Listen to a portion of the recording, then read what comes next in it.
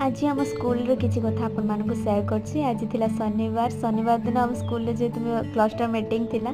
Cluster meeting हो कि अन्य कोनोसी प्रोग्राम हो कि मीटिंग हो, मोर गोटे दायित्व थाए जे मो टिके ब्लैक बोर्ड रे किछि आर्ट करिया पई। आउ मु ए आर्टटा करछि, आपण मानक केमिति लागुछि आपण मान देखंतु। एठी हमर ठाकुर पाखरे फूल सजा सरी जे सकाळ पोरु किछि खाइ नथिली, जेतु शनिवार सकाळटु आसले सेति पई छंग पटे गोटे कुरकुरी आनी खाइ दिलु काकी मु। आ मीटिंग भी स्टार्ट हो जाइतिला। आम स्कूल को अन्य स्कूल रु बहुत दीदी सार माने आसीथिले। सेमानक सहित भी परिचय आगुरु भी थिला। वर्तमान किछि नुआ दीदी सारे आसीथिले, तांको सहित भी परिचय हो गला।